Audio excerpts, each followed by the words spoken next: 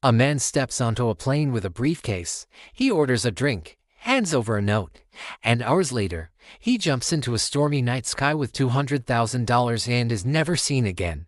To this day, nobody knows who he really was, or whether he lived long enough to spend a single dollar. Tonight, on True Tales USA, this is the story of D.B. Cooper, a only unsolved skyjacking in American history, and the mystery that still haunts investigators more than 50 years later. November 24, 1971. Northwest Orient Flight 305 Portland to Seattle. A calm, polite man buys his ticket under the name Dan Cooper. He wears a suit, sunglasses, and carries a briefcase. Nothing unusual. He boards, sits near the back, and orders a bourbon and soda. Then he hands a note to a flight attendant. At first, she ignores it, assuming it's just flirtation. But when he quietly says, "Miss, you'd better read that.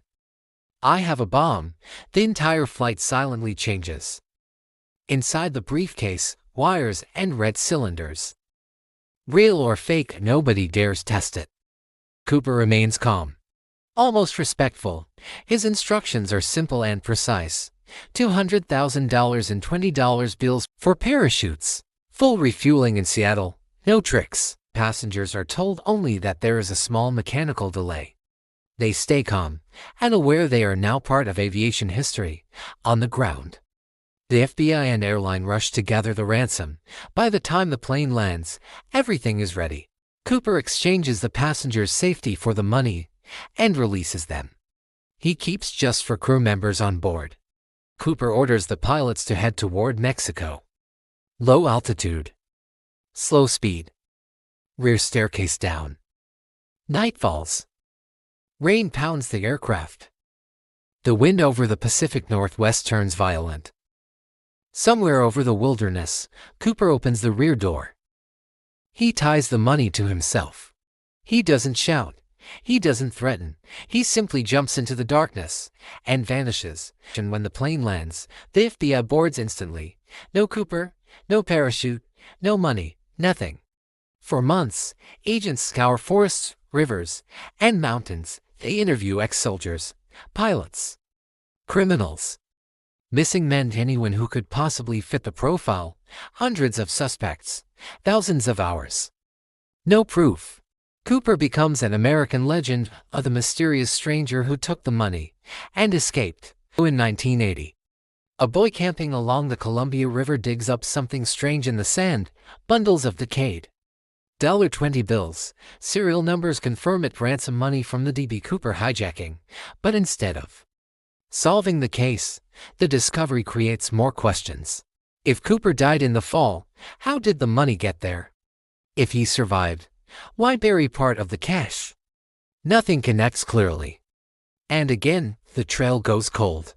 Investigators developed several leading possibilities. Theory 1.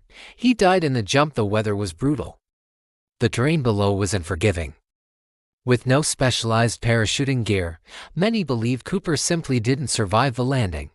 Theory 2. He survived and disappeared. Others argue the plan was too precise to be reckless. He knew the plane. He knew the route. Maybe he landed safely, walked out of the woods, and quietly lived under a new identity. Theory 3. Inside job or military background. His calm behavior and technical instructions suggest training, perhaps aviation, perhaps military, but no confirmed suspect has ever matched perfectly. Every clue seems to point in two directions at once. In 2016, after decades of work, the FBI formally suspended the case, not because they solved it, but because nothing new remained to chase. No confirmed identity, no confirmed fate. Only a name that became a myth: D.B. Cooper. A man who boarded a plane, jumped into the night, and slipped beyond history, leaving only questions behind. Was he a master planner who pulled off the perfect escape? Or just a desperate man whose luck ran out in the darkness?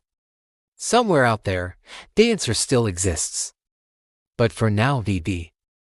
Cooper remains America's most mysterious phantom. Subscribe, hit the bell for new real stories, and stay tuned for the next story from True Tales USA.